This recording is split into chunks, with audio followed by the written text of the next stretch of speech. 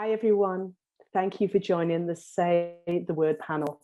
I'm Deb Herbert, and I'll be hosting today's panel discussion. I would like to acknowledge the traditional owners of the various lands and waters throughout Australia on which we are joining from today. And I pay respect to elders past, present, and emerging. So just a little bit of housekeeping. There's going to be a question time at the end, so we're going to do an hour, and then we'll go into a question time of half an hour and a prompt finish at 12:30. So there's a Q&A box for any questions that you may have, but there's also a discussion box as well. So put any discussion into that box, but use the Q&A box if you've got any questions specifically for the panel. We welcome everybody to get involved with the conversation. So any thoughts or ideas, but obviously be respectful. There will be different ideas on there, so be respectful of that. Live captioning is available, and we're using a program called Otter, and this will be going live out to anybody who would need it. We'll try our best to get through everybody's questions, and through the discussion time. There may be times that we might need to move on as well. We're really excited, and I'm delighted, absolutely delighted, to be joined by our panel of amazing people. So Glenn Redmayne, Dr. Melanie Hayworth, and Carney. So Carney is a former world record holder Paralympic swimmer, very fitting considering the Olympics are on right now. TV presenter, she's a mama and a clinical social worker. Carney was born with a neuromuscular wasting disease, and her parents were told her firstborn child would never walk, crawl, or live past her teenage years. Thank you, Carney, for joining us. Glenn is Access and Inclusion Planning Leader at Inner West Council in Sydney, and he's been there for over 24 years and has lots of experience in local government. And as an advocate, Glenn is a former member of the Disability Council of New South Wales and board member of PDCN and PWD New South Wales. Thank you, Glenn. And Dr. Melanie Hayworth, CEO and founder of Reframing Autism. Melanie is an autistic mother of 3 autistic children. She has a postgraduate qualification in autism and is currently undertaking a second PhD. Of course, where do you get the time? Anyway, that's another story, in autism. And Melanie is passionate about creating a better world for herself, her children, and the autistic community. So spoken language plays a vital role in how we perceive issues. We convey emotions, thoughts, perceptions, and prejudice through verbal communication. Therefore, it's important that we choose our words with intent, which is why it's imperative that we think about what we talk about and how we talk about disability. And that was a quote by Lawrence Carter Long, who Say the Word was a hashtag that was used where people were talking on, especially the social media and Twitter, about saying the word disabled or disability.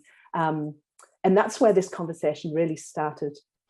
So we're covering lots of topics, but let me start with this beautiful exchange between Kurt Fearnley on ABC Kids' Little Kids Big Talk. And the subject was disability. And I think because Kurt Fearnley, the Paralympics, I think it's very fitting that we start with this. A kid asked Kurt this: "What do you think about the word disability? You seem to be able to do everything." And Kurt said, "I really like the word. I find that the most beautiful and strong and unique people I have ever met are disabled. And when you're inside that group, you see that word completely different to how everybody else sees in the world sees it. So although someone in the world might see the word disabled and think, we want to change that, I see the word disabled and I see some of my closest friends, and I find there is family and there is beauty and there's strength in that group. So I really like the word."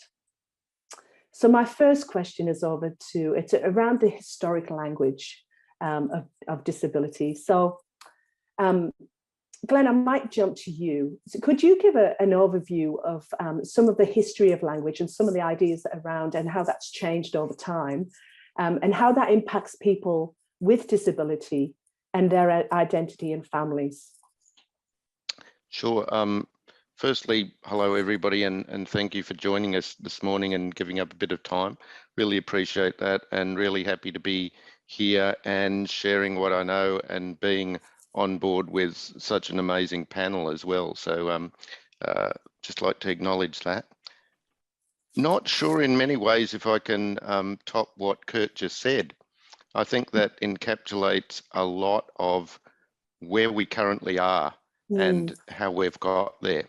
To add to it, though, I thought what I might be, or what might be helpful, is to go a fair way back and think about some concepts that we started with. And for me, one of the ones was the word normal, and trying to get an understanding of where that came from, how it started to shape how we perceive the world and how we use the word, because as there's a kind of cycle thing here that people will be familiar with when a word arrives in our vocabulary,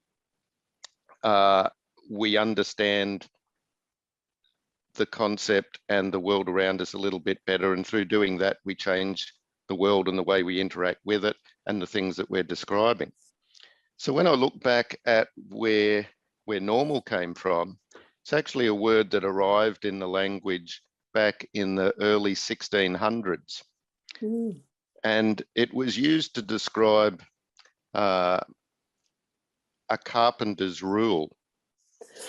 So basically it described a right angle, and it was a way to communicate how you try to provide the same thing in the same way, fairly consistently, in a kind of mathematical and systemic way. And I thought that's interesting because it's really well different to what we use the word now to describe just about anything. And what it's set up, I guess, is the idea that there's two things. There's normal and abnormal. And I think right at that juncture, we started to shift the way we perceive not just the way carpenters approach their work, but the way we understand people and the way that that shapes how we position them in society, or how we regard them, how we value them, the beliefs we have. And I guess from there, the other big thing to take into account, going from the 1600s on, and well, this is a very fast-track version of history, I hope. When we, sorry, you just blocked out there for a minute, Deb. It's okay. The Industrial Revolution also had a pretty critical impact on the way people are perceived. And because of the fact that we were again trying to find systems and patterns and align that to how people could do certain tasks or could be put into effectively some kind of productive, for that point in time, approach, particularly to employment and industry. Before all of this time, what I've come to understand is people's sense was that there's a kind of Olympian ideal of the perfect whatever that doesn't exist, but it's an aspiration. And that might be the image you get from paintings and from art pre that time, but everybody understood that's like, oh, well, it's taking a really fine feature here, or an athletic component, or a part about the person's personality or character, and melding them into like the ideal being, and then presenting that in a form. Before that, everybody accepted that people were just people, and that they came in many different ways, shapes, sizes, ways of being, and got about their business without really having or needing to define that particularly. So I think in those kind of areas, you started to get a change because of the way history developed and words that started to come into our vocabulary, and then how they started to shape people and where they were placed. You also, of course, had the whole advance of medicine around that time, and that was good and bad, but I think a lot of things started to become captured again along that model of what's considered regular and what's irregular, and how do we define that? How do we categorize it? And I think that between that and the nature of society changing and how you fitted into an industrialized world, things started to fragment rather differently to what we had before that. And that set up a lot of the bias and stigma, I guess, we're still dealing with his quote there, I think is really starting to delve into and unpack and dismiss a lot of that. And I think that's where we need to be. If I can do an enormous jump from there to the 1960s and the start of the disability rights movement. And of course, society had changed a lot. We'd got to a point where we were starting to think about people differently, what was fair, what wasn't, gender issues, racial issues, a whole lot of civil rights elements started to spring up all around the world and question what we understood to be okay. You also had a circumstance there where we'd just gone through 2 world wars and we'd had some serious epidemics like polio. So the nature of who was around and how they could function gave rise to us needing to question a lot of pre-held beliefs. Out of that, you also had a whole institutional environment that was existing before then to arguably address people's needs that didn't fit anywhere else in society, and they were very much hidden. And we understand that. And there was the independent living movement, largely starting in the US, that tried to break that down and explore people's humanity in a way that they could integrate more completely with society. Through that, and you'll hear a lot more about this term as we go through this session, there came the notion of a social model of disability, which changed I know, Deb, you're going to give us a little bit more information about that, but it effectively put the lens, or turned the lens around, and looked at what was causing this term, this experience that we call disability, and why that occurred, how that occurred, and what we want to do with it. And from that point in time, and all through particularly the 80s, and then the international year of what it was termed there internationally as of disabled person,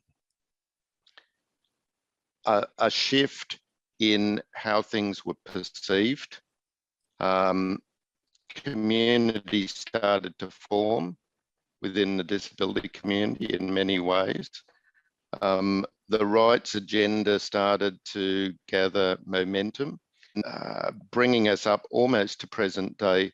You've got the United Nations Convention on the Rights of Persons with Disability, which is understand and implement that socialized notion of what a disability is. So I won't talk much more about that for the moment. Let me jump in and just give an overview for anybody who doesn't know about the social model of disability. There's a lot online about it and a lot of reading. Essentially, it's saying that it identifies systematic barriers and attitudes and social inclusion. So it puts the premise more on not that the person with the disability or the disabled person, the issue is not about them, it's about external. It's about the other factors. You know, a pavement that doesn't have a sloping, the sloping thing down to a road, etc. So, and it seeks to change society in order to accommodate people living with impairment. Mel or Carney, did you want to jump in on any of that? Thank you for that. That was a great overview of the historical side of things, Glenn. Thank you. Mel, Carney, any thoughts on these ideas? Do you want me to go first, Mel? Yeah, yeah. Sorry, Carney, go ahead. I feel bad going, I'll do it. Well, I guess from my perspective, I'm 42 and I've been living, obviously, with a disability for 42 years. And I've always thought, probably not always, but the older I get, I feel and I believe the most disabling thing about having a disability for me is other people's assumptions about what I can and can't do. And also this assumption or stereotype or perception that I'm the riskiest person in the room, a queue, or a line, anywhere. I'm the riskiest person in the room to employ, to support, and to serve. So this perception of risk that is attached to people with a disability follows us or follows me everywhere.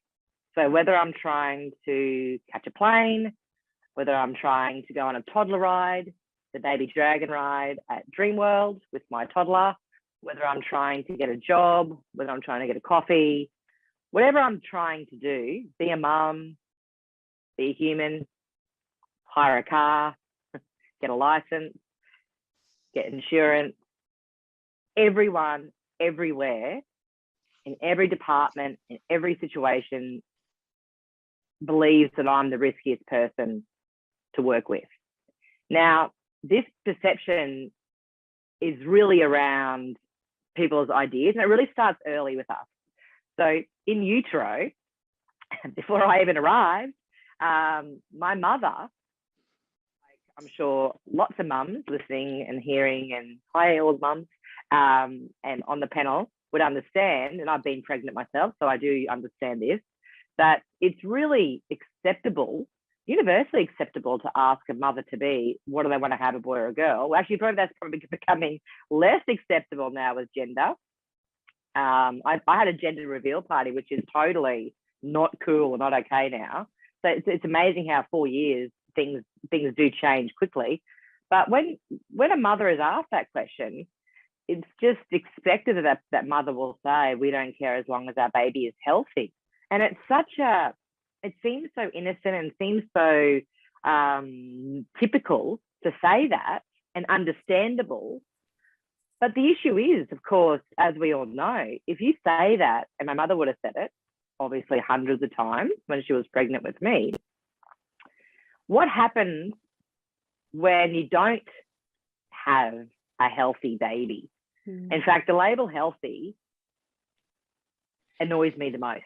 It's probably one of my most disliked labels, because I am healthy and I hate that I have to prove everywhere I go. As a Paralympian, I'm an ex-Paralympian now, I'm 42, but I was one of the best athletes in the world for 15 years. I trained 6 hours a day, 7 days a week in able-bodied squads, don't forget, because back then, I mean, even now, obviously it's all integrated and they're all paid and professional, which I'm totally okay that I missed that boat. I'm totally okay about that. Are you sure? Are you sure? No, I'm not. I'm not okay. I'm thinking about how I can make a comeback for 2032 Brisbane. I'm thinking bocce. Bocce could be the thing for me, because I am a quadriplegic, so I would be able to actually play bocce. So you never know. Watch this space. But this element that I'm unhealthy, I don't even know. There's heaps and heaps of things that I don't understand, but that one I really don't understand, because over the years when I've been rejected from jobs, it's been because they were worried that I would get sicker than everybody else. And I would always look around at the employees around me, whether it was social work or back, when I was doing communications and media. And I could honestly say, hand on heart, I bet my $35,000 wheelchair that I was the healthiest person in the room, if you know what I'm saying. Yeah. So, and then when I got kicked off the toddler ride at Dreamworld just recently, so I needed a medical clearance. I mean, who can give you a medical clearance for a ride? I'd like to know where that doctor is. There's no such thing as a medical clearance for a ride, or to go on a horse, or to go on a plane, because all those things are uncontrollable and doctors can't control them. But we, as people with disabilities, have to get these made up medical clearances from, you know, unicorn fairy land.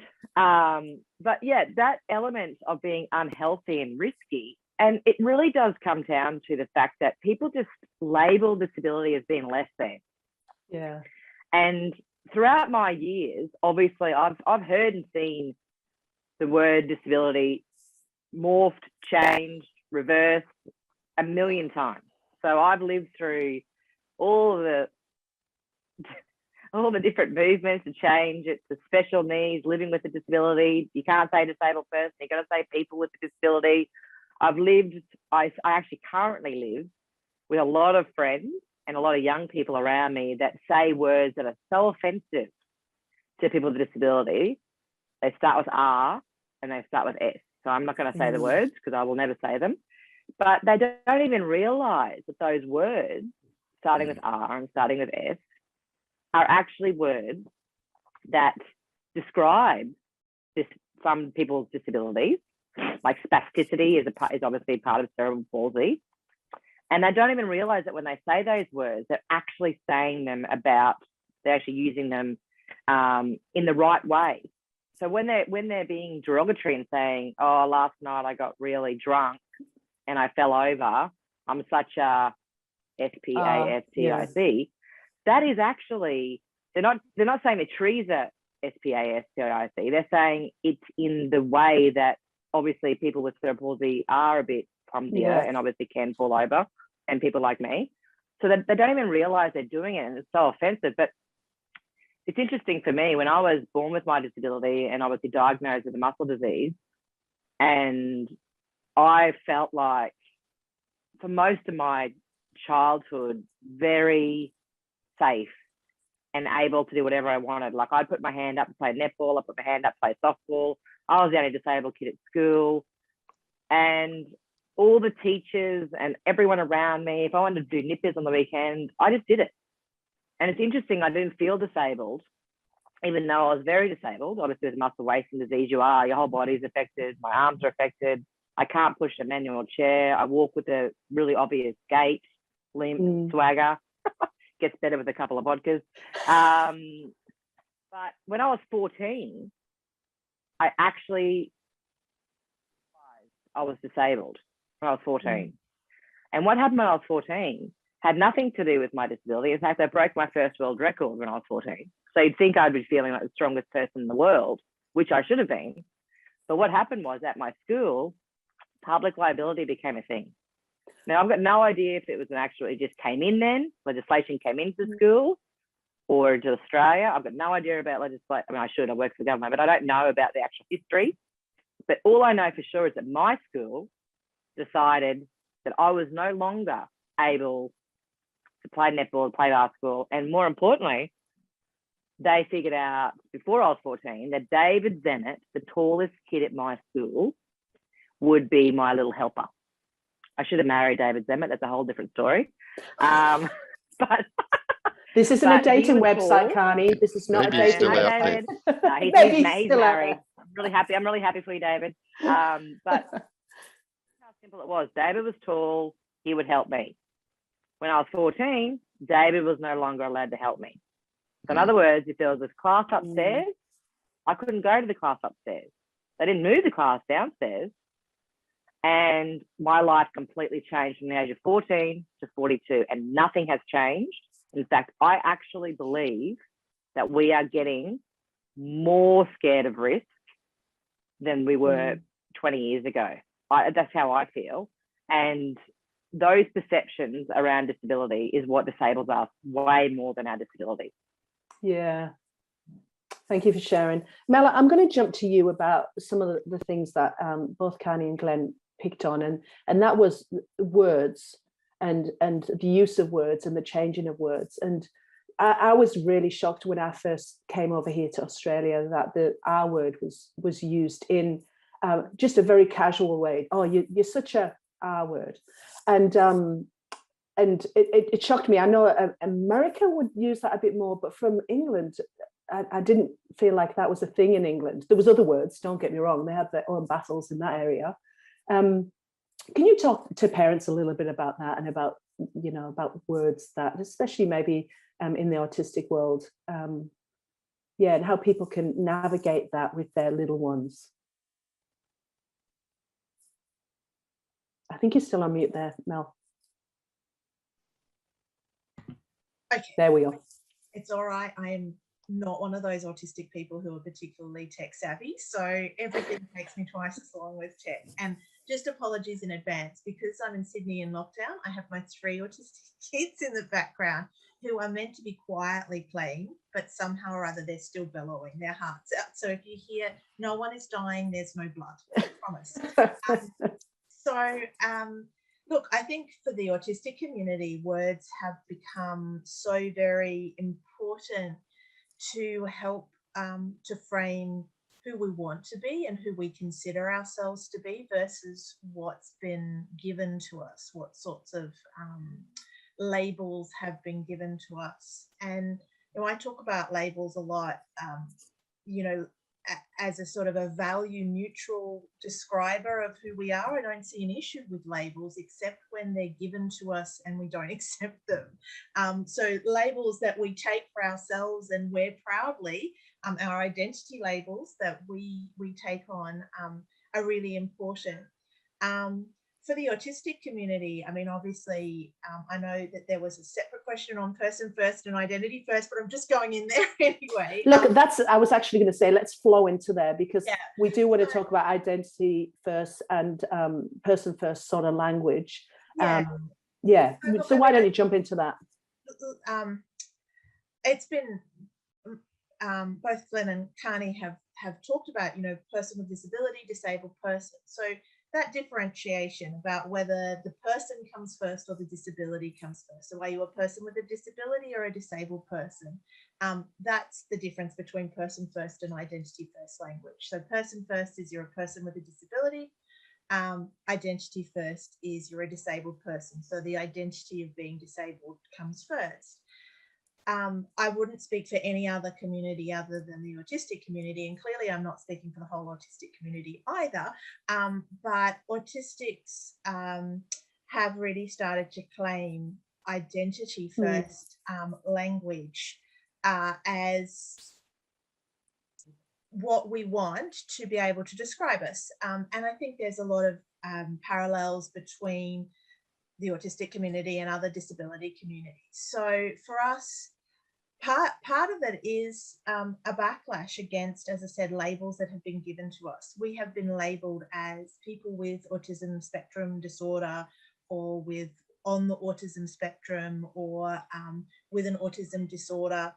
And for a lot of the autistic community, that implies, you know, when I was diagnosed, I was told that I was living with autism.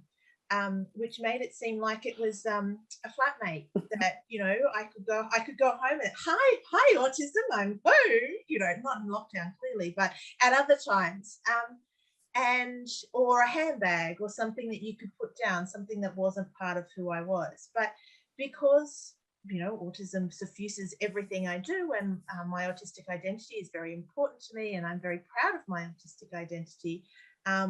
Actually saying that I'm with autism puts a slightly different tone to my identity. It becomes less of an identity and more of a disorder.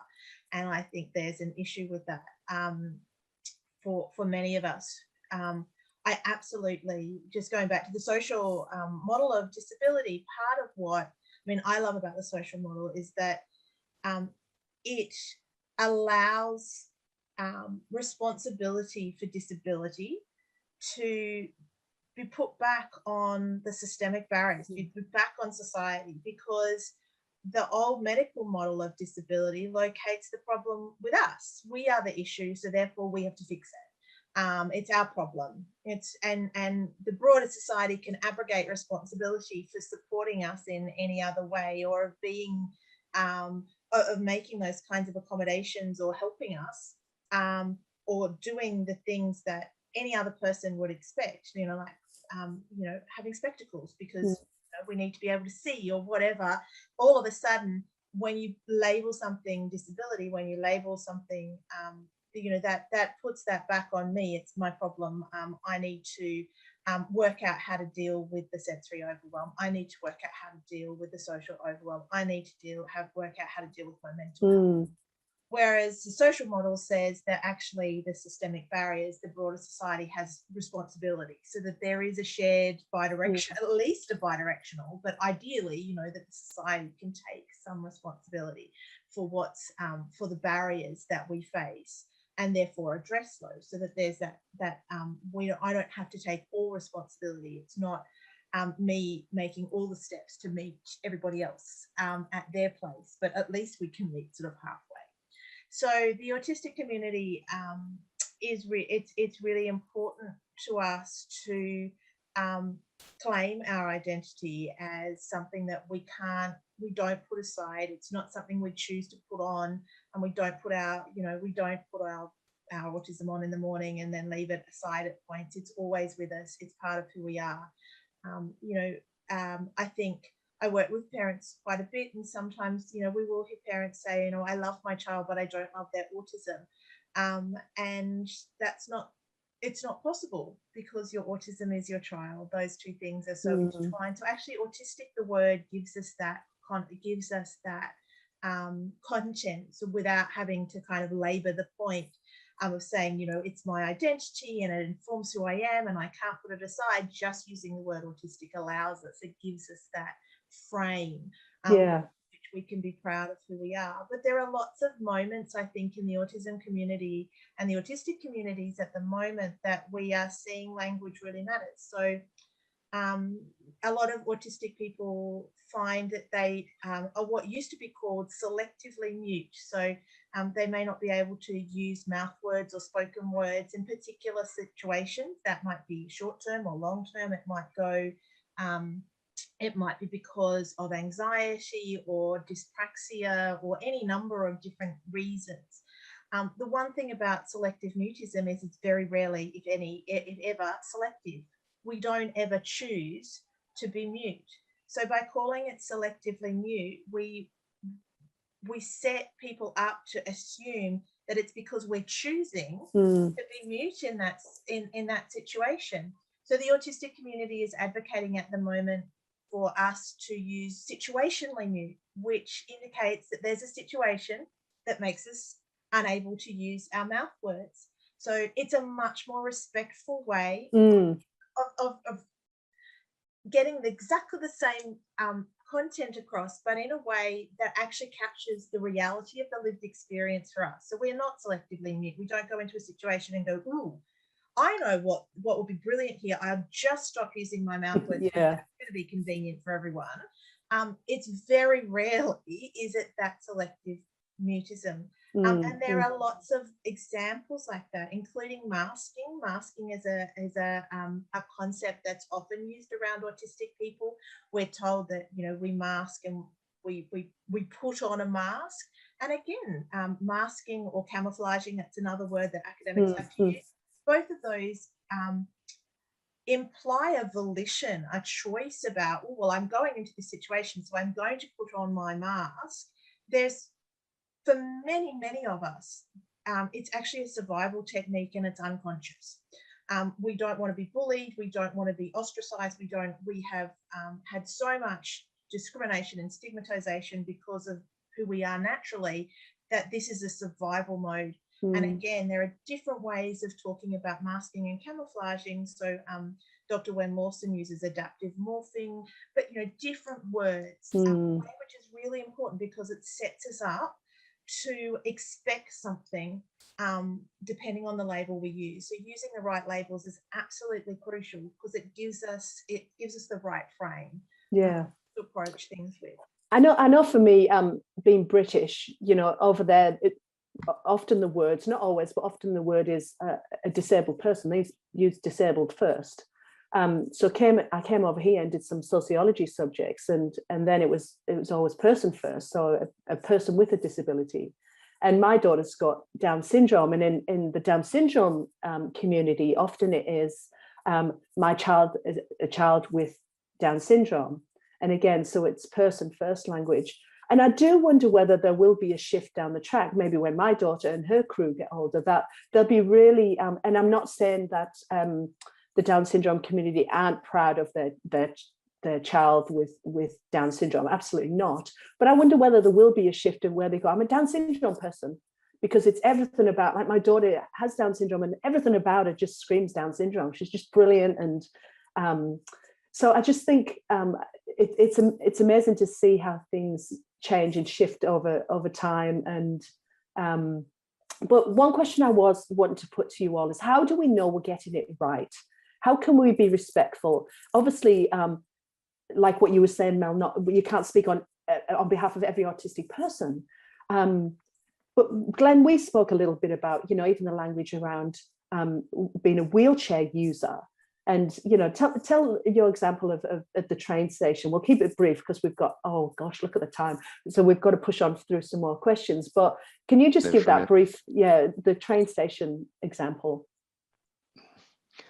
Yeah, okay. So there was two aspects of that was for those of us that use a wheelchair or a scooter, particularly common in New South Wales, but in some other states, is when you're trying to use a train, there's a boarding ramp arrangement, and the process here, at any rate, is that the staff member is required. I think it gets back to some of those issues Carney mentioned about risk, etc.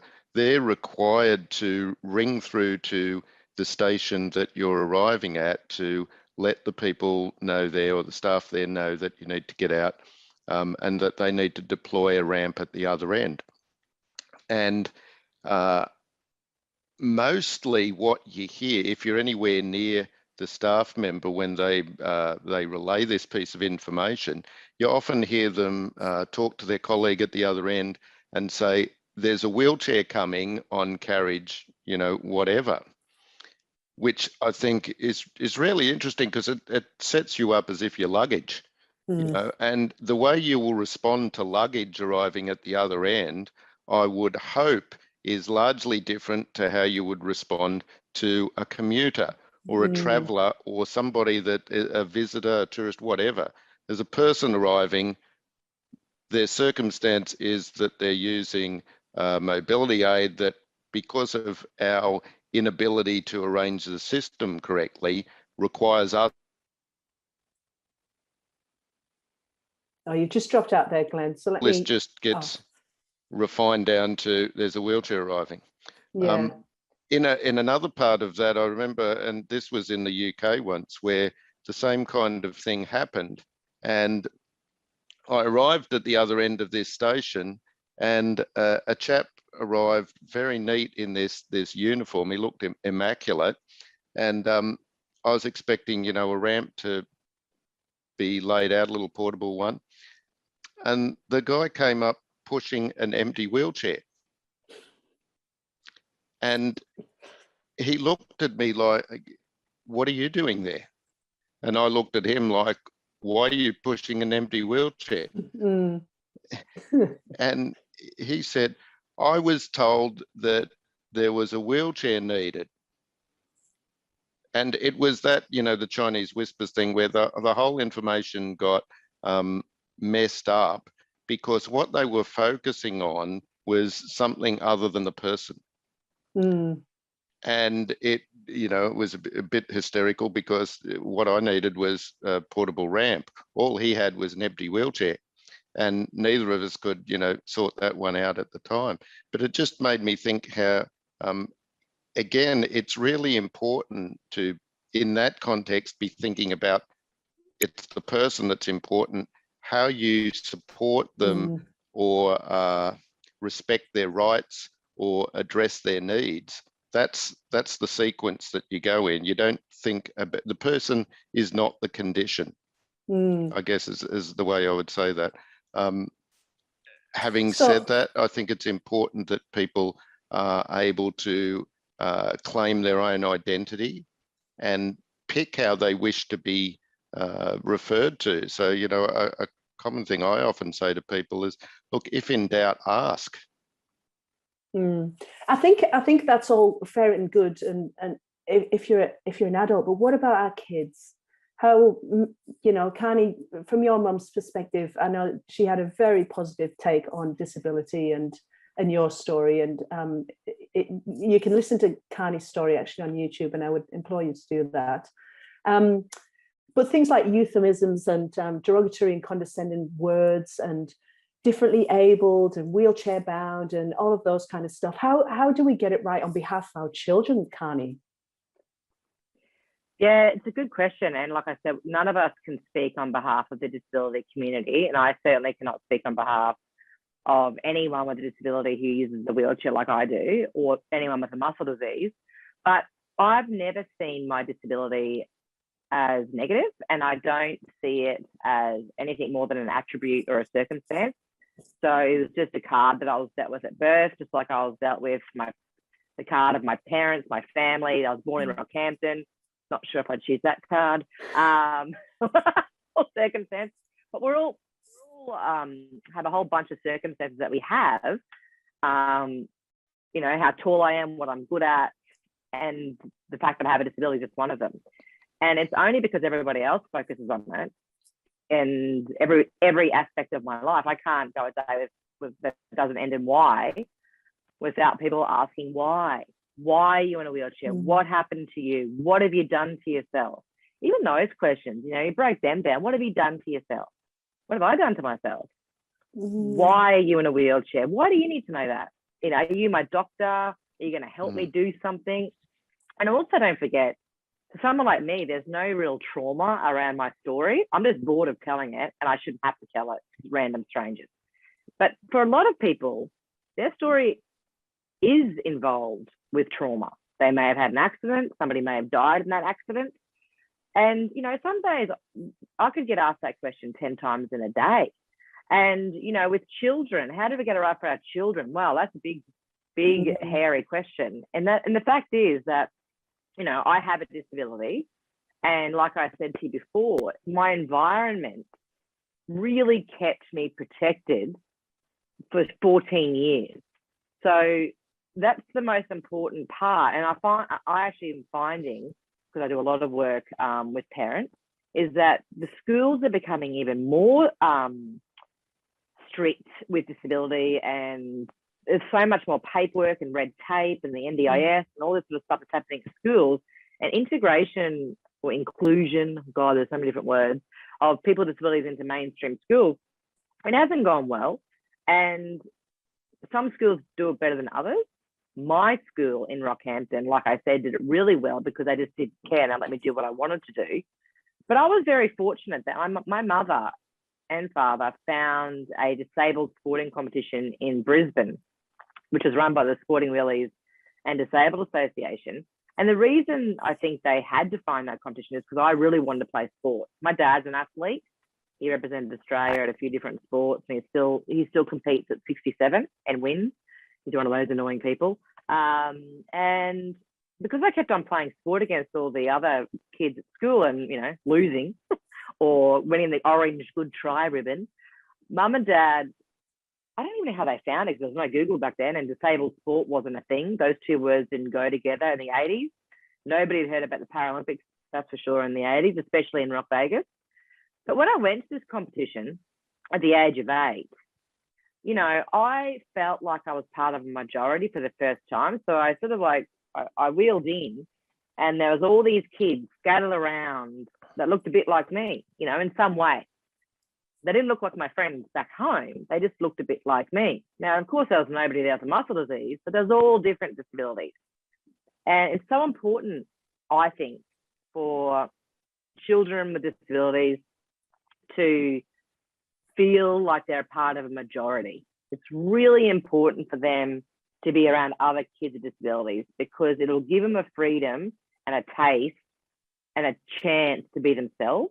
To really not care about how you look or how you walk or how you talk. That for me anyway, that's what happened to me when I was 8. And then I won the magical blue ribbon, right? So I won the magical blue ribbon in 25 meters freestyle. I didn't know that all the disabled kids got the exact same blue ribbon. I thought that I'd won.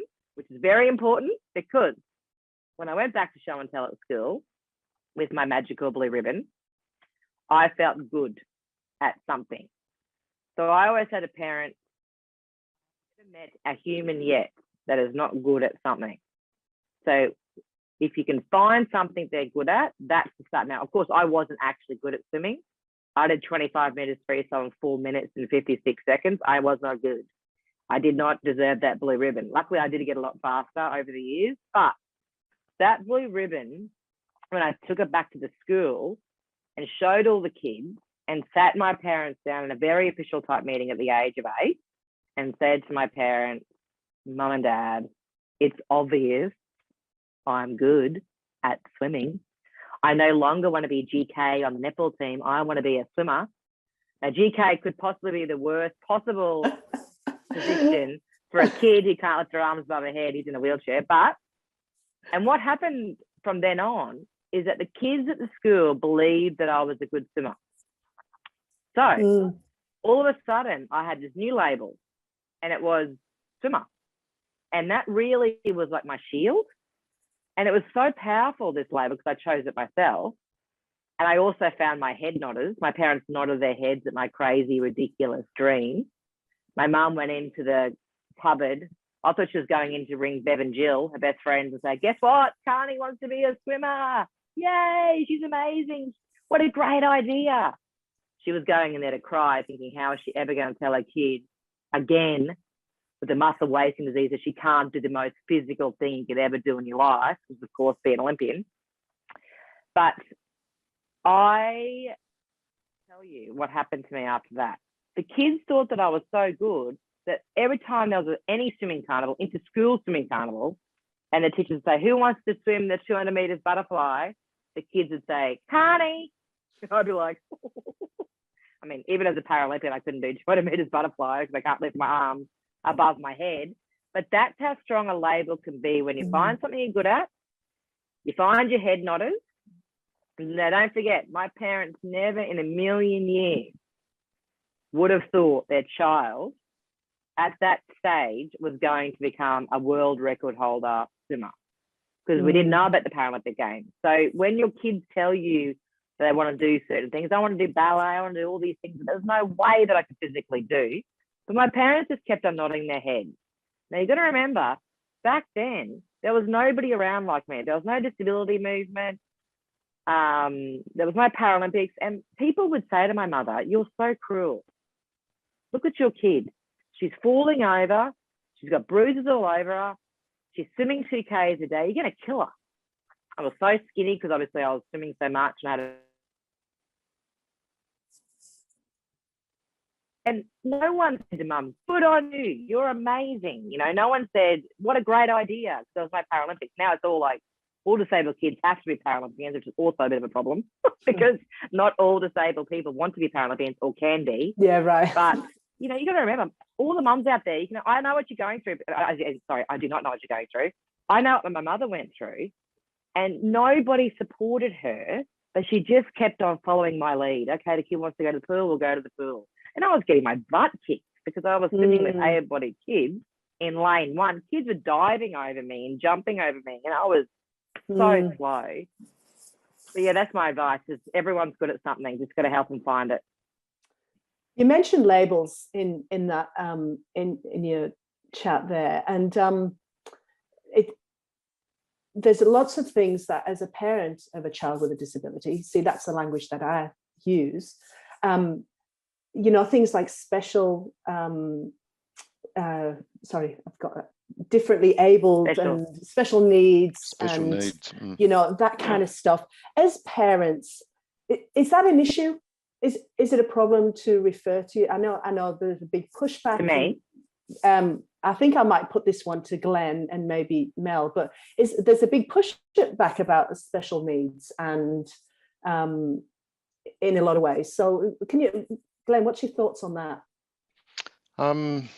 Thinking from a parent's perspective, how we address people. And I mean, I just say my daughter's Elston, and then we might go to some background about her Down syndrome, but it's visual. Yeah. You can see that she belongs to a community because of how her face looks.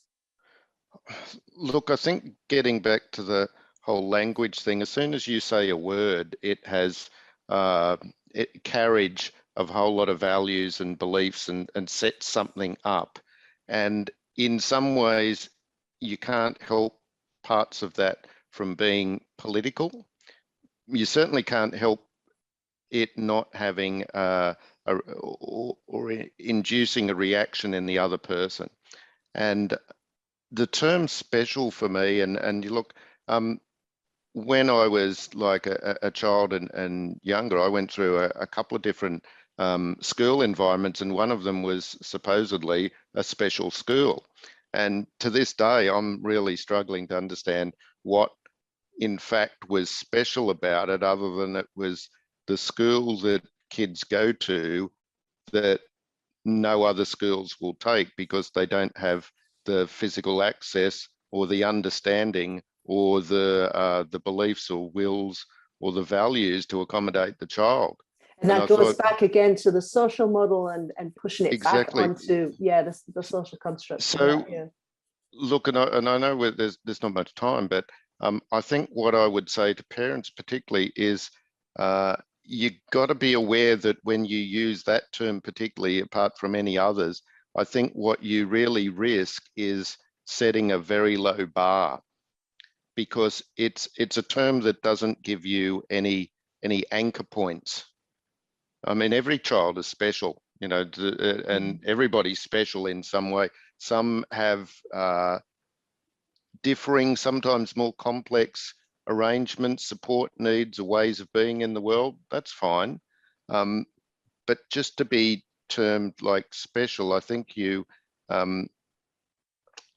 give your power and your agency to other domains that then construct your reality and impose their aspirations on you about what's possible, what's achievable, what's reasonable, what you can expect. And then you can start to find that as a parent, I'm assuming, I've seen this in some circumstances, they're battling that to try and dismantle it. And I think that there are better terms that enable you to say, look, this is where my needs orbit around because of the elements and the characteristics that I live with. And I think we've got to say to parents who are watching, you know, this isn't a place of judgment. If you're using special needs, then you be comfortable with that. But obviously, we're making a discussion around the idea that there could be other words and there could be some hang up, or there could be some problematic things around that. So Mel, moving on. So when I first became a mum of a child with a disability, I went from special needs, and then I felt a little bit uncomfortable after a time, and I moved to additional needs. And I feel a little bit uncomfortable now, and I've sort of moved to go, my child's got a disability, I've got a disabled child. I feel a bit more comfortable in that space. But, you know, sometimes it's a big jump for people. What advice would you give to parents in that area? I think it is. It's a huge jump, particularly when professionals, medical professionals, or the people who work with us often use a different set of language. They've been taught themselves in universities and during their degrees and whatever to talk about that this is what is respectful. So Glenn's point from the previous couple of comments, that you always ask how a person identifies or how they want to be talked about, what words they use to describe themselves.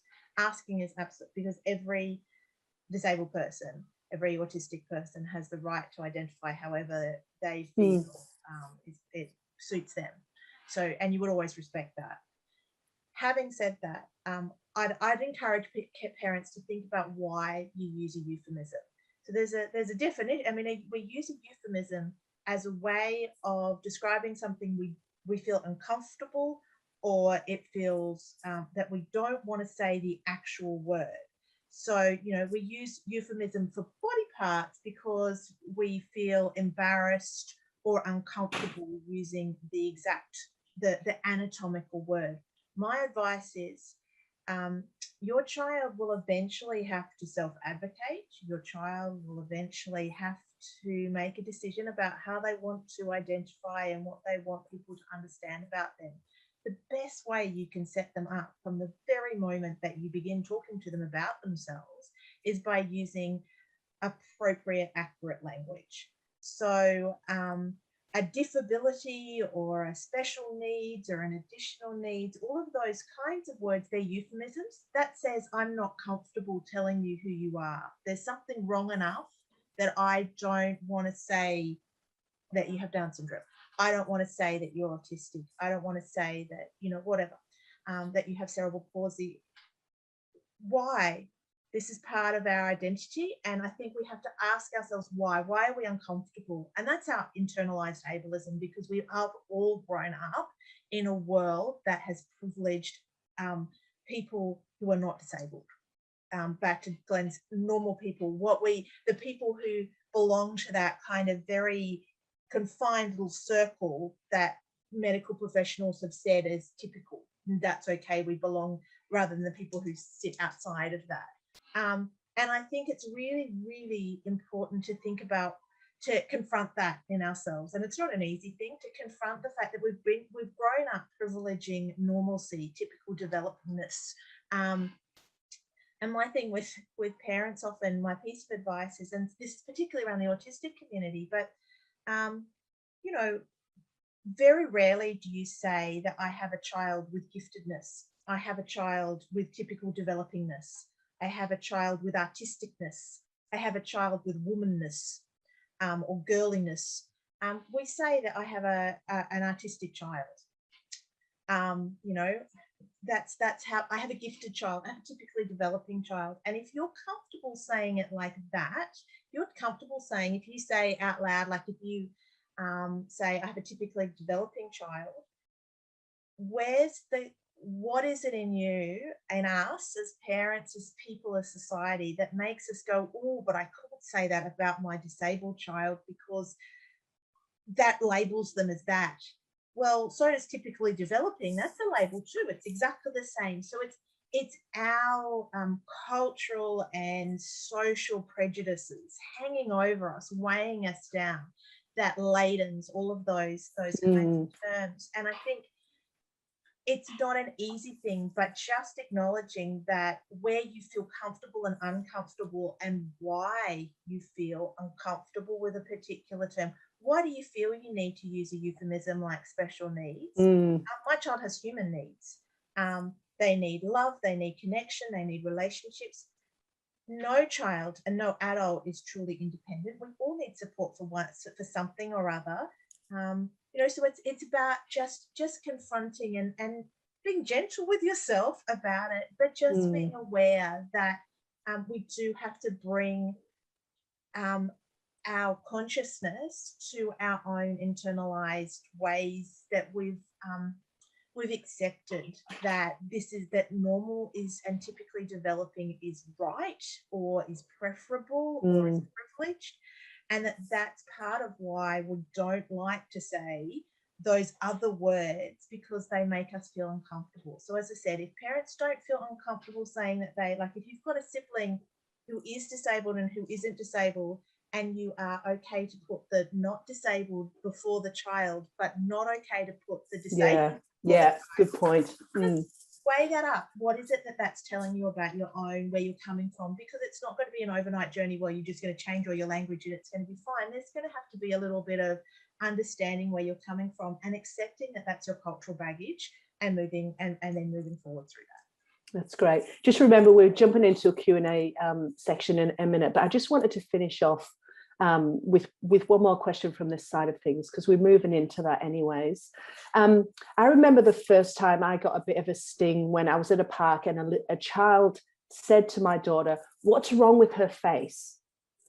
And I took a breath for a minute, because I was like, I knew it was coming, but I don't think you ever prepared for it. But I actually wasn't too impacted by the question necessarily. It caught me, and then I gathered myself and I was like, we're going to have to get used to it. You know, this is part of what we're going to need to get used to. So let's get our, you know, whether it's an elevator speech, or let's get something together for a little curious mind who was only asking, why does she look a bit different, or what's going on? what really startled me more was the mother's response. She grabbed her child and she said, don't ask those kind of questions. That's rude. And I didn't see it as rude. I saw it as curious, and I saw it as somebody who was trying to work out. What I would love to have seen was the parent go, that was a really good question, and let's explore it. Now it's tricky. We were at a park, it wasn't quite set up for that. Everybody was caught off guard.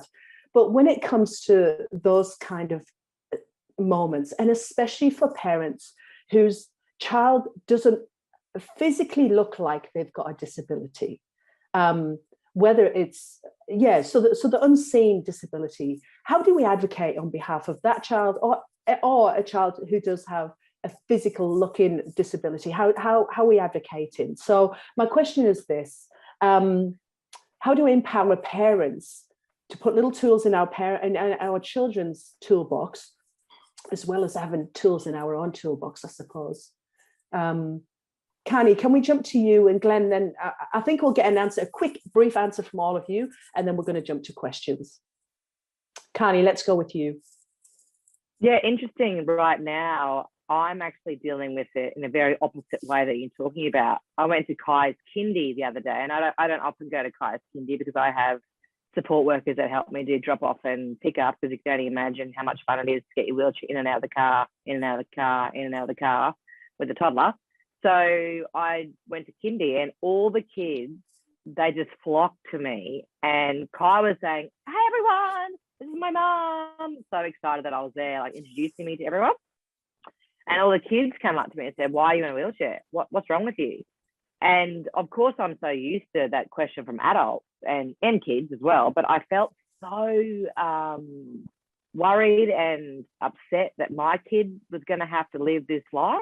I had this really full-on realization that Kai's going to live, a like very similar life to what I've led, even though he doesn't have a disability, because everyone's going to ask him, especially children, about why is your mum in a wheelchair? And I'm going to have to, equip him with the tools to know how to deal with that. And I was actually devastated, to be honest. I went home that night.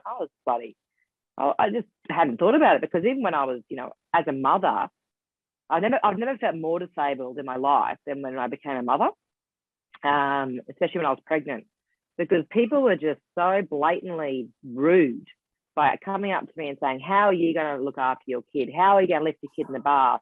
How are you going to lift your kid in the car? What are you going to do? How's he going to learn how to kick a ball? How are you going to catch him in the playground when he runs away from you? Is your child going to have your disability? How'd you fall pregnant?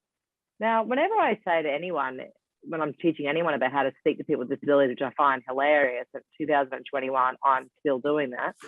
I've been doing it for 20 years, is that if you ask anyone a question, be prepared for both responses. So generally speaking, there are two responses to every question. If you're going to ask me how I got pregnant, then guess what? You better be ready for me not to say IVF. If you're going to ask me, is my child going to have my disability? You better be ready for me to say yes. And no one is.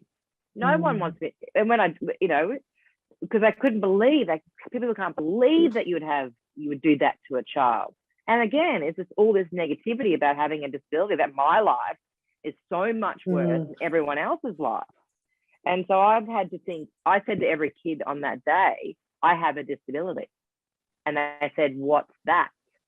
And I just said, I was born with a muscle wasting disease, and my some muscles are missing. And I know it's really above their pay grade, they're 4, but I was very, very clinical. And I said, I don't walk like you do, but I can still walk, and I'm a very good swimmer. And they were like, but they were fine. They took it in, and who knows what will happen next week when I go. Will they ask me again? Maybe, but and I could tell Kai was really quite disappointed in the fact that they were also curious about his mother's wheelchair, and he was trying to be protected, but he didn't know what to do. Yeah. And when he got on my lap, they were even more freaked out, going, what are you doing? Why is he on your lap? What's going to happen now? And Kai was just Yeah, it's going to be a bit of a journey. I'm not quite there yet about how I'm going to deal with this. To be honest, I'm pretty fatigued living with this disability and answering people's questions now. You know, 20 years ago when I was a Paralympian, I think all my older Paralympic friends are so mean and bitter because people would come up to them and say, "What's wrong with you?" And they'd say, "None of your business." And I'd be like, "Mate, who cares? Just answer." And now I'm them. You're the grumpy old woman. I'm the grumpy old woman saying to people, "None of your bloody business." Yeah. Or I just answer it really clinically and say, "I've got a muscle wasting disease called congenital tendinopathy." And that shuts them up because I have no idea what that is. Because they can't spell it. I know that I've gone too long, but special needs, for me, the issue with the word special is that people often high-five me for getting out of bed. People often high-five me for not being dead. People often high-five me for buying Vegemite at Coles. They high-five me for working. They high-five me for being a mum. Now, I'm happy to high-five anyone for being a Paralympian. I'm happy to high-five anyone for being a good speaker. I'm not happy to high-five anyone for buying a drink at a pub. And that's the problem with the word special, is that it makes out that people with disabilities are just special for doing nothing. And the problem is, mate, is that we don't feel special for doing nothing. We only feel special like you do when you've done something extraordinary. Yeah. When you've done something good.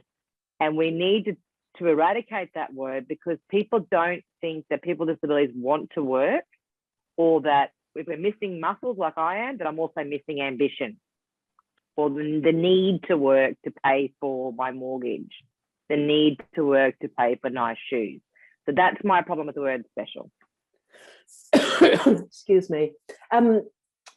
Shall we jump onto the questions? There's some great questions. Shall we do that? Yeah. You're all like, do whatever, it's your panel.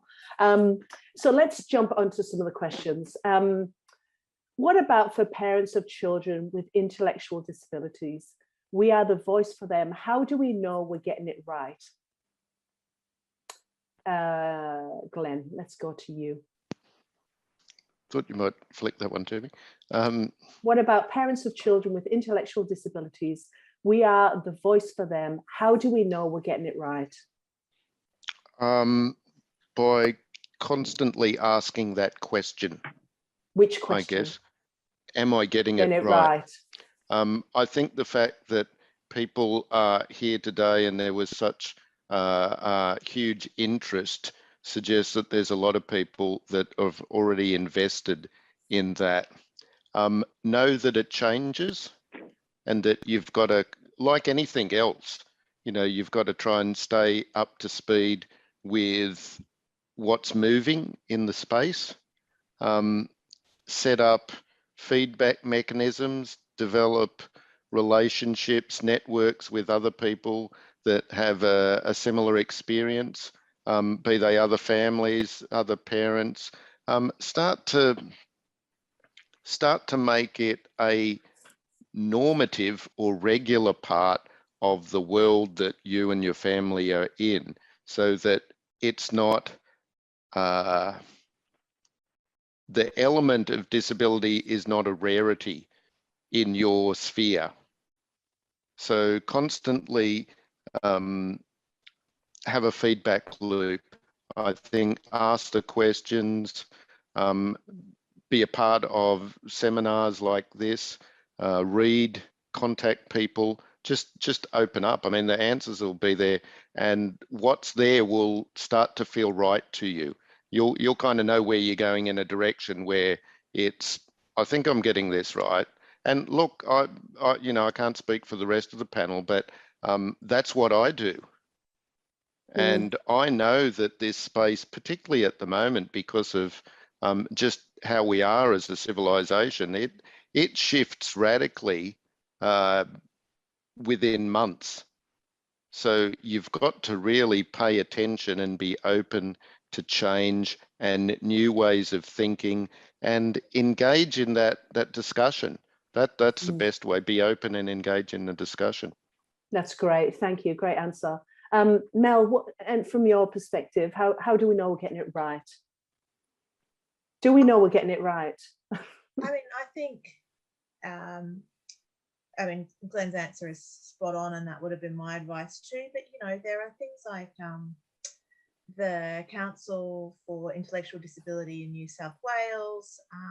There are, and Scope in Victoria, places that have adults with intellectual disabilities who you can listen to, who you can access, who you can ask questions of. The people who will give you the best guidance for your children are the adults with the same lived experience.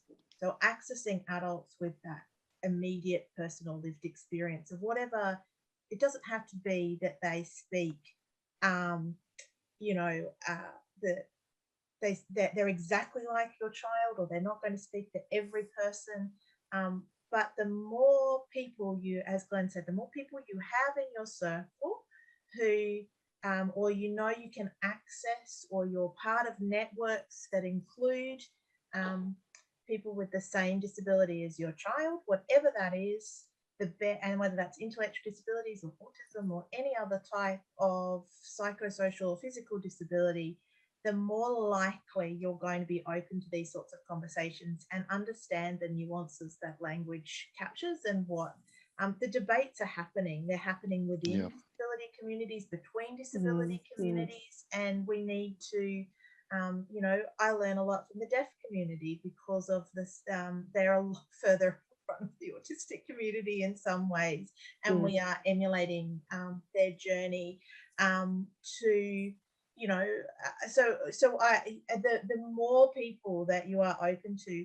And one of the things that I always say to parents of autistic children, and this is the same, is that, and Glenn, I think, you know, did again sort of already preface this, is often our children, particularly as they start to grow into middle years, early teenage years, think that the only reason that we talk about a disability, a particular disability, is because they have it. So go out and make yourself some friends as an adult, independent friends who you want to spend time with the same, preferably the same or similar or any disability, so that your child can see that you actually value the disabled community, that you value people, you value spending time. And for me and my community, you value spending time with autistic people. You actually find that fun and lovely, because we're pretty damn awesome. And so you can go out and find good friends. And then when your child is old enough, and they might not ever, you know, fully grasp what you know, you'll get great things out of it. Autistic people make amazing friends. You'll get great things out of it, but also your child will see you valuing the diversity, and do that in as many places as you can in your life, in as many different ways as diversity comes. And I think we get it right because we open our minds to seeing how different people, the intersections and the different ways that people experience the world. So that's a very broad kind of piece of advice, but it's a good one, because we can talk about, you know, my friend such and such who's autistic and trans. When, you know, my little person comes out as trans, I can say, oh, you know, such and such, and that you've got these pre-existing relationships. And somehow some of those questions around whether you really love your child, whether you really like your child, whether you really value their disability, disappear because you've actually made that choice as an adult to befriend people or to be with people. So expand those circles, get out there and get some more friends, and confront that ableism that might go, oh, well, I don't know if I could do that. Yeah, that's great. I know for us this year, we did an Easter egg hunt with my daughter and some of her little pals. And there was a real mix. There was children that were yet to walk. There were children who were nonverbal. There were some of her little mates from daycare, and we mixed them all in, and parents got involved, and they had a fantastic time. And what were we doing? We were just going, these are kids. They deserve an Easter egg hunt and chocolate. Let's do it. And there was nothing else about it. And everybody had just a great time. And I think it's that kind of stuff, just exposing everybody to each other and having this wonderful world of difference and diversity, and going from that. Kani, there's a direct question to you, and it's this. What is your approach when someone tells you you can't do something because it's a risk? You know how you touched on the risk of going on rides and stuff. So an example was you need a risk assessment for a ride. How do you deal with that, especially on behalf of your child? Because a lot of our listeners and people who will be watching do have younger children. How do you address that? Depends on the day, sometimes not well. For example, the toddler ride at Dreamworld, I went there with my son on my own. I wheeled up to the baby dragon ride and the toddler section. I got out of my chair. I walked from my chair to the ride, lifted him up onto the ride, and the ride operator came over and said, "Where's your medical clearance?" Now, I've been to Dreamworld quite a few times. I went through 3 COVID checks, paid to get in, obviously all in my wheelchair, and I've got an annual pass. So I'd been there heaps of times before. And I'm very used to being asked, "Where's my medical clearance?" You know, it happens all the time wherever I go, but I'd never really been asked for one at a theme park like that before. I'd been told I can't go on a ride, or what will happen if the ride breaks down? How will I get off? And I always think, well, how's that 85-year-old going to get off? And how's that person over there that's 2 or overweight or, you know, whatever? How are they going to get off the ride if it breaks down? But so I said to the guy, "Look, I don't know what you're talking about." And he said, "You have to go to first aid now. It's our new rules." Hello, darling. Hello. I'm so distracted by kids. I'm like, oh, yeah. And he said, "You got to go to first aid." I said, "Look, ring through. I don't want to get off the ride now, not because I'm disabled, but because I've got a 3-year-old. And how can any human being get a 3-year-old off a ride that just got on? The first ride, don't forget, of the day." Run through all the parents that were sitting off the ride because they couldn't get on the ride because they were not able to, as in physically able to. I could get on the ride because I was physically able to. And no one said anything. Not one mother came over and said anything to me, like, "How are you?" Everyone looked at me like, "Get off the ride." And I was till 5 minutes, and then he said, "No, you got to get off." They said, "You got to go to first aid." And I said, "So do I get off and my 3-year-old?" He goes, "No, leave your 3-year-old on the ride." Now, I had to get off that ride. Wait, you leave your 3-year-old on, but you I had to leave my 3-year-old on the ride. I had to get off the ride, be cool, because I'm trying to keep the kid from not losing it or getting it hurt or throwing, you know, whatever. I walked over, sat in my wheelchair. No one came over to me. Kai was on the ride. I was petrified that he was going to jump off the ride because he would have seen me over there, and he's never been on a ride by himself. I'm a very active parent. I'm on water slides, I'm on playgrounds, I'm that kind of person. And I went to first aid, had a kicking and screaming toddler all the way back through Dreamworld. He wanted to go the other direction, of course, because he knew which way was the other ride. He didn't want to go back to the beginning. And I spoke to a 22-year-old staff member from Dreamworld about my disability. He wasn't a doctor. He obviously, not that a doctor could give me a medical clearance anyway. I was crying. He couldn't understand why I was so upset that I've been yanked off a ride in front of the public, and my 3-year-old was allowed to be on there. He's less risky than me. And he asked me if I can walk. I said, yes, but that's not the point, mate, because what about my mates that can't walk? What about my brothers and sisters with disabilities who can't walk, what they can't ride now? He said, yep, that's right. That's our new policy. And they gave me a little card. They printed off a little card saying which rides I can and can't go on according to my disability, which I told him it was pork chop disease, because it's the same thing. I could tell you whatever I wanted. You have no idea about it. And that was my experience. And that happens to me nearly every single time that I fly. I fight with Qantas mostly about getting on the plane. Kurt Fernley got kicked off 5 flights last year because he's in a wheelchair. He crawled Kokoda and is one of our best athletes of all time. His wheelchair you could probably lift with your little finger. I got kicked off 10 flights last year. 10 flights. So how do we address that? I mean, it's moved beyond language to, you know, social model of disability stuff, which is all mixed together, of course. But it can't just be us. It can't just be us fighting. Yeah. I needed people at Dreamworld to fight with me. I needed 5 mothers to come and stand next to me and say, this is crap. Look at her, look at me. I can't even sit on the ride. She's fine. Yep. So I find need, your, I need find, 10 Totally agree. I need 10 people on the Qantas flight to get off the flight and say, I'm not flying if you don't let that girl fly. I need able-bodied people fighting our fight, not just us. We're too tired. I'm too tired of fighting, and I'm very triggered by it now, but I keep fighting. I'm obviously in the industry. And also the disability community need to come together. We're all separate. And I think the NDIS has made us even more separate. So, you know, if the LGBTIQ plus keep on adding to their community, and they're all in it together, and they choose how they want to identify. It's becoming a thing. If we don't, as a community, get together, the autistic community, people with intellectual disability, cognitive disability, mental health, whatever disability it is, we need to get together and become powerful, because we're not powerful now, because people think they can treat us like crap because nobody sticks up for us. We don't write letters of complaint. We don't have rallies.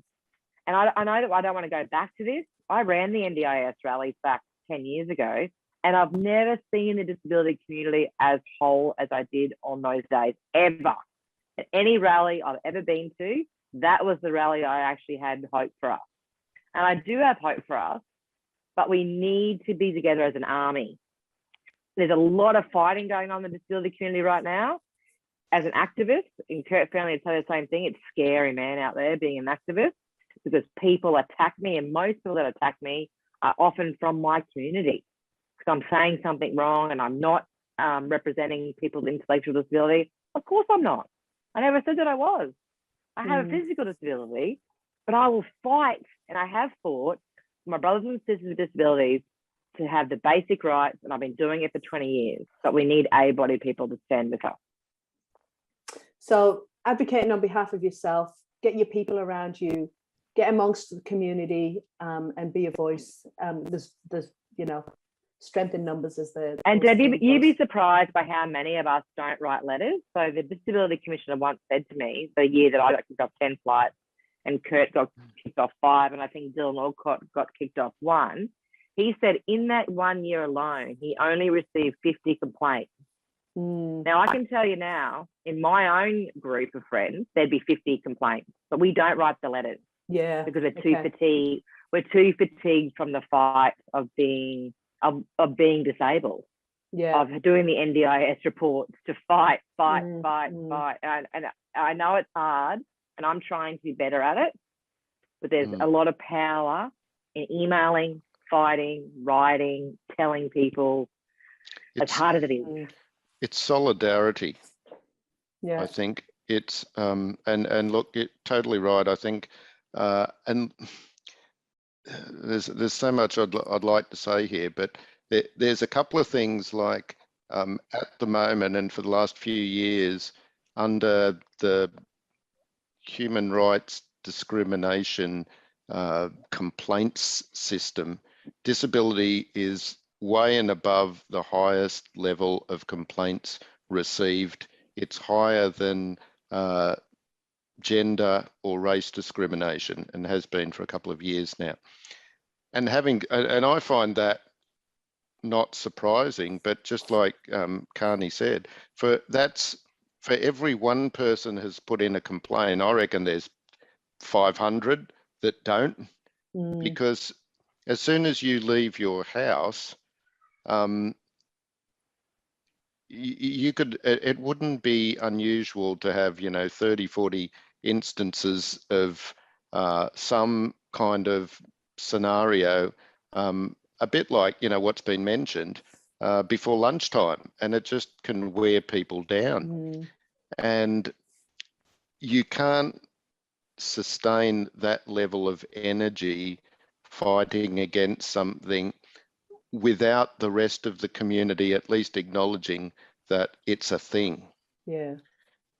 And that's where you just need one other person to come beside you and kind of go, actually, that's not okay. It's not okay that you treated that person like that, or that's an unreasonable request.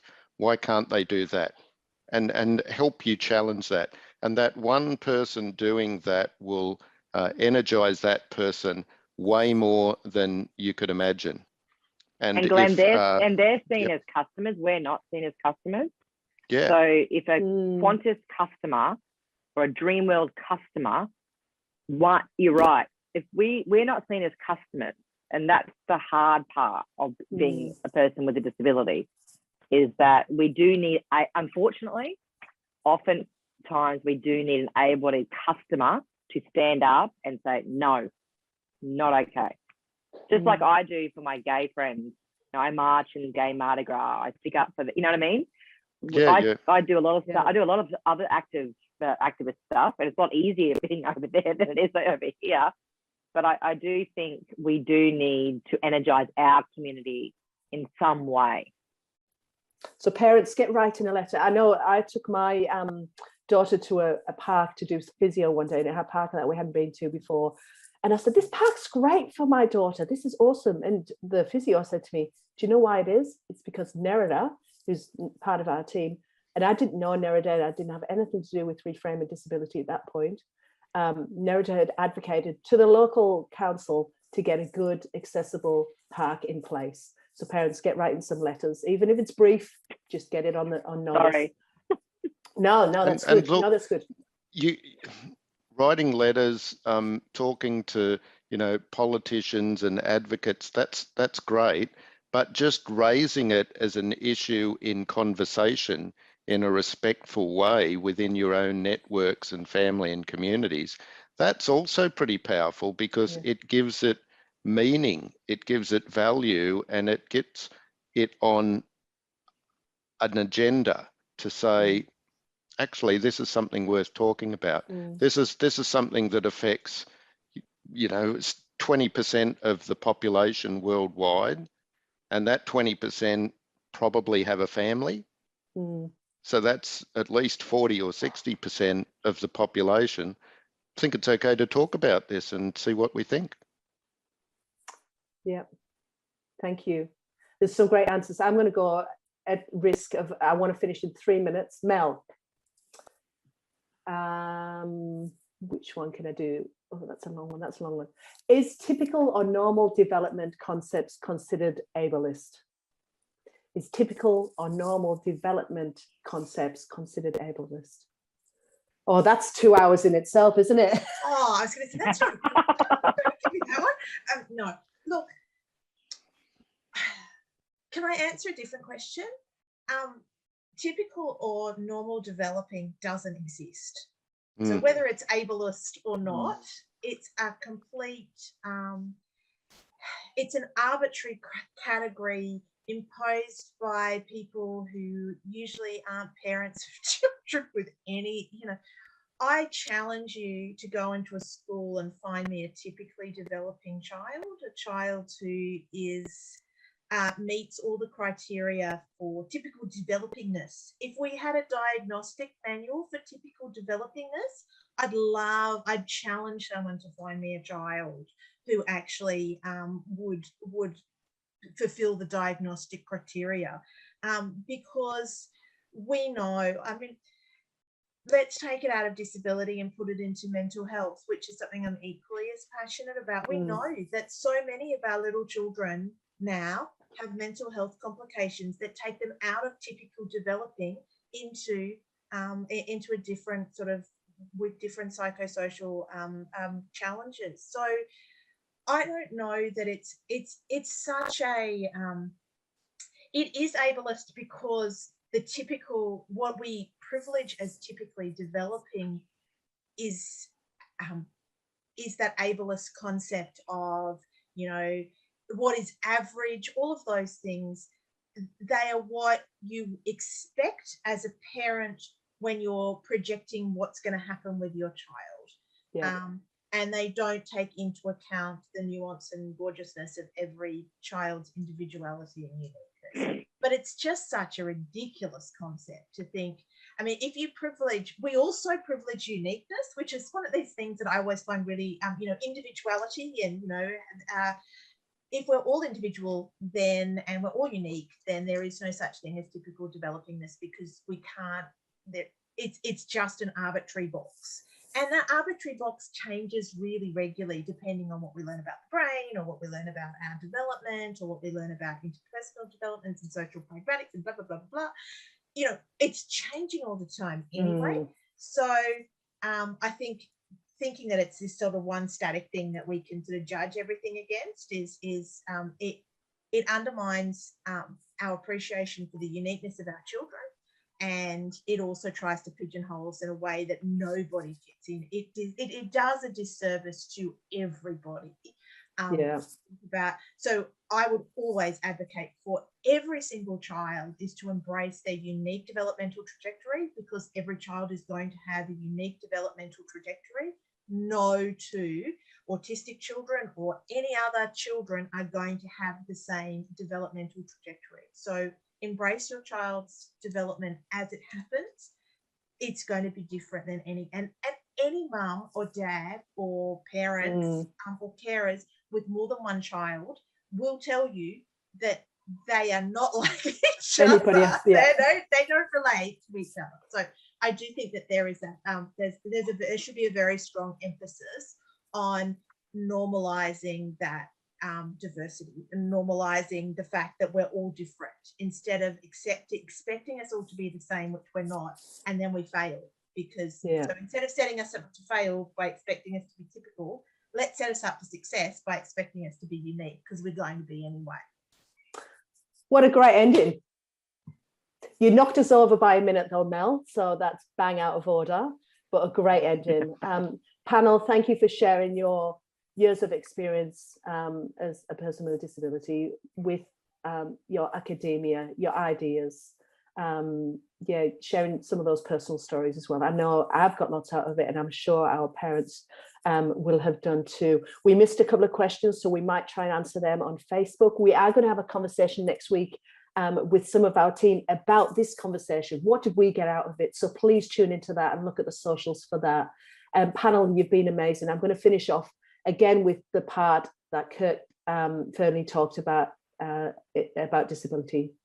So although someone in the world might see the word disability and think we want to change it, I see a world, the word disabled, and I see some of my closest friends in the world and find there is family, there is beauty and strength in that group. So I actually really like the word. Thank you, everybody. Keep in touch. Panel, thank you. Thank you. Thanks for having me. Yeah, thanks everyone.